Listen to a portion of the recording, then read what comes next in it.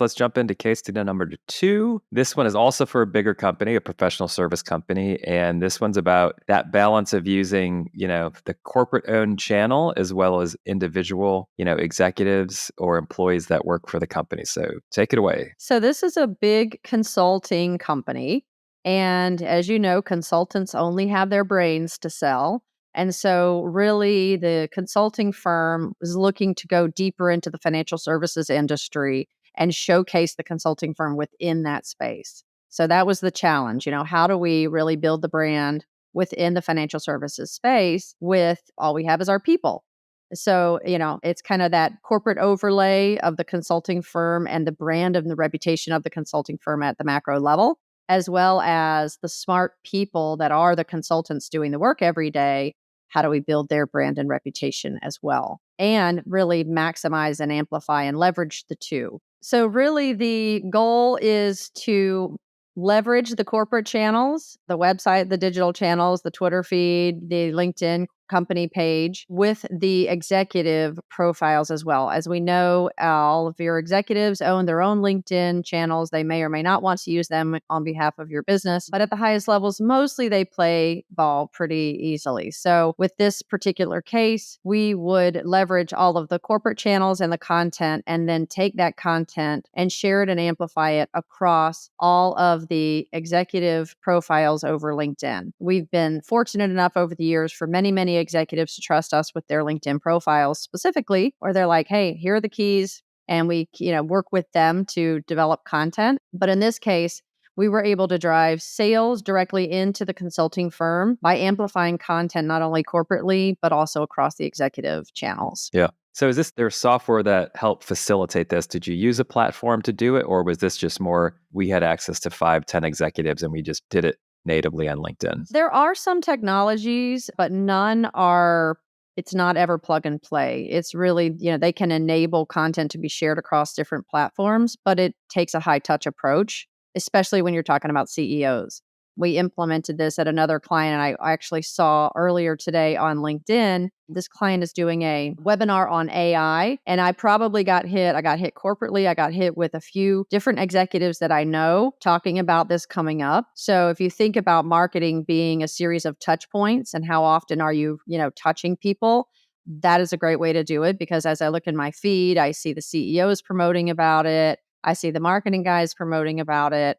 I see an executive vice president promoting it, as well as the corporate channels, and it kind of reinforces, maybe I should attend this. It's probably going to be pretty Yeah. smart. Yeah, I love it. I mean, LinkedIn, so many people in the B2B space are on LinkedIn. So I think activation through individuals is great. When I look at the data, engagement, usually 2, sometimes 3x stronger than a brand or a corporate channel. Now, the balance there is obviously the brand or the corporate entity has tons and tons of followers. So it's not uncommon to say, well, this person has 10,000 connections and the corporate brand has 1 million followers. But, it's all about the right audience. I think that's the thing with LinkedIn is I'd rather have 100 impressions to my specific audience than 10,000 impressions to a lot of people. That's right. It's quality, but it's also the amplification opportunity. The corporate sends it out and then it gets further amplified through, the engagement that happens. And then someone likes it and someone shares it and someone comments on it, and that then gets shared out. So it really has a compounding effect where it all works Yep. together really well. I also would mention that people fail to realize, everyone thinks of internal comms as using your internal comms channels. Well, LinkedIn is a great tool for internal comms, for Yep. building, relationships with your colleagues. And so if you think about corporate comms channels and leveraging every person that works at a company wants to be friends with the CEO. So they're connecting to the CEO, and there's a bunch of people that the CEO may not run into every day, but can have direct Yeah. communication with by using the LinkedIn channels. Yeah.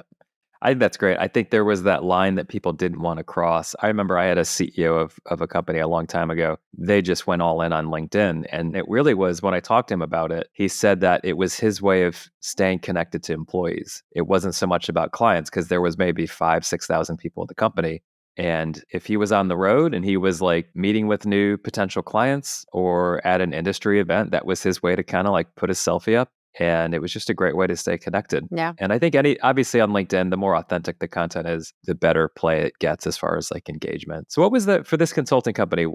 How did they define the success of this one? Like what made them say this worked or didn't work? So we look at the tools, the same kinds of measurement tools that most marketers and communicators have: audience reach, engagement. But we also look at the anecdotal stories of, did this drive sales? People, if you think about just LinkedIn as the platform, or communicating a thought leadership across LinkedIn.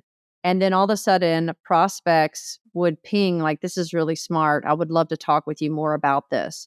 I've had this challenge recently, and you hit the nail on the head. This is great stuff. And it gives you immediately an opportunity for sales. And so we've been able to drive multiple millions of dollars in revenue by using those channels to communicate thought leadership content. So those kind of anecdotal stories, but really it is the data around audience reach and engagement. Yep. All right. Thanks for sharing the study there. I'm going to jump into Q&A. Tell us about your first job in marketing or comms. I know that the marketing and comms worlds live side by side / together, but what was your first job? So I came out of undergrad at Florida State University and moved immediately up to Minneapolis and worked for General Mills. I did an internship there at General Mills in the communications department, which I had no idea what I was getting into. I was just really excited. There was free cereal every morning. So it was amazing. But I got the opportunity to play a small part in doing a nationwide media tour with Colombo Yogurt, which was a General Mills brand at that time, and the U.S. women's Olympic hockey team. So the brand took the hockey team. They had just won the gold medal in the Olympics, took them on a kind of skills and drills tour across the country, brought to you by Colombo Yogurt.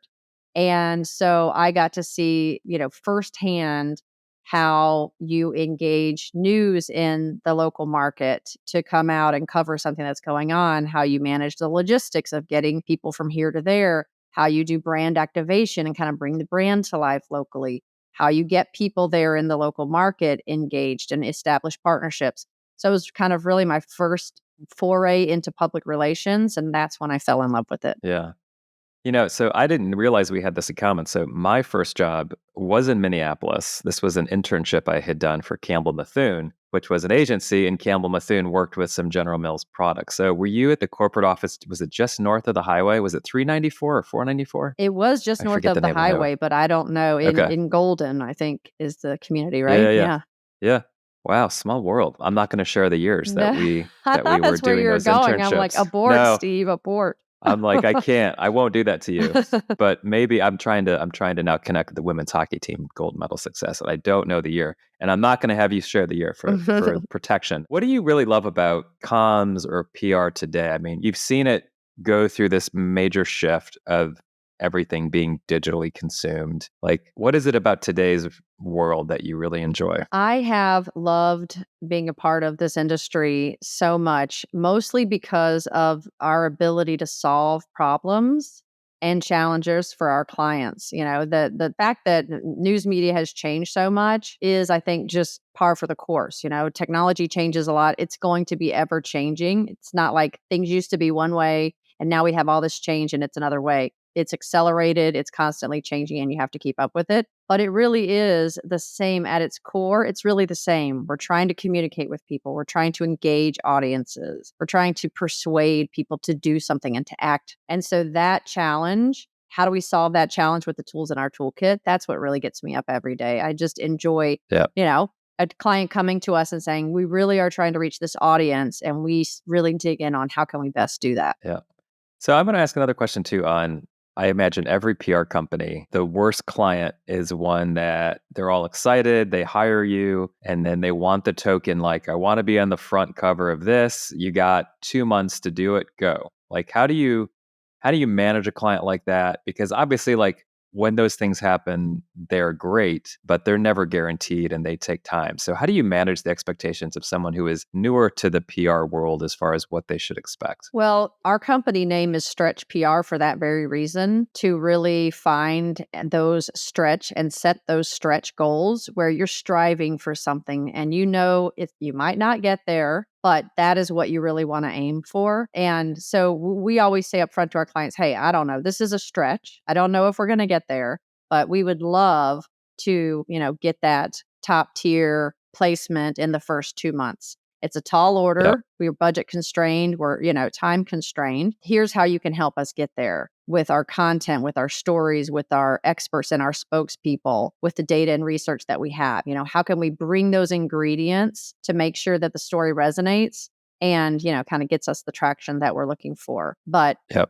you don't know unless you try. But your client, Yep. sometimes clients are people too. We all want the best for our companies and we want to, spend the least amount of money and get the highest result. Yeah. So Yeah.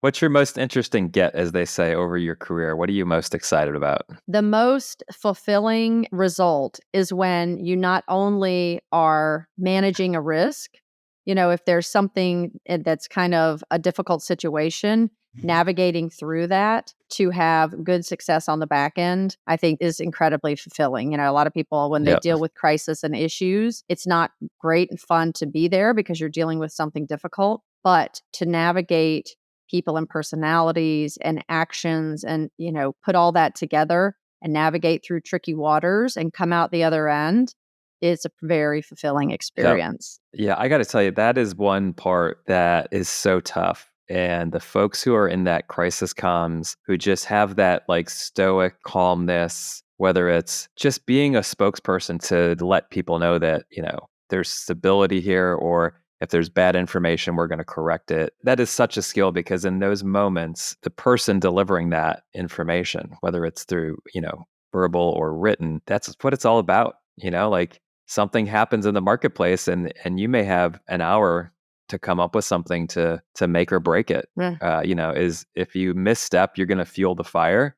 And if you do a good job, then people kind of go, oh, well, maybe this is not such a big deal after all. So that's an amazing skill. It's tricky.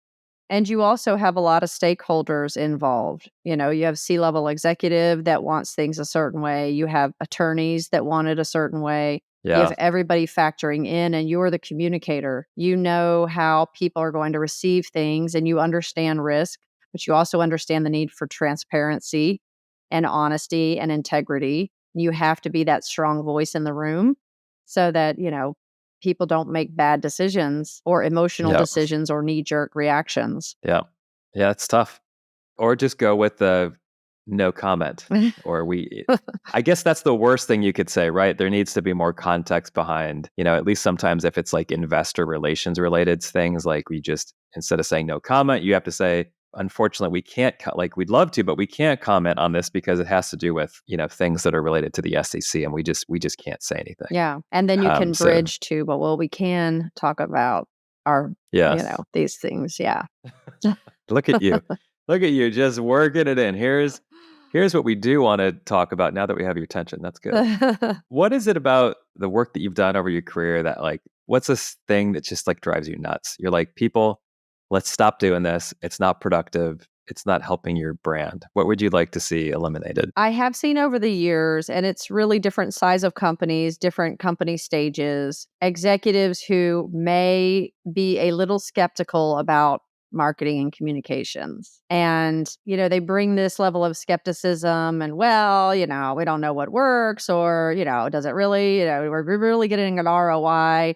I heard the other day, I'm a numbers person, and so I get it. I understand that for some people, it's not natural. They're down into a business operation and that's what they understand. But Yeah. the discipline of marketing and communications to build a brand and reputation is unquestioned. And it is really important. It drives me crazy when executives think, well, since I don't understand it, it must not be important or it must not be Yeah. valuable. That kind of drives me crazy. It's like, well, no, it's because you don't understand it that you don't think it's valuable. But I can point to, 50 different case studies to show you how valuable it is. And you're really missing out Yeah. if you don't figure it out.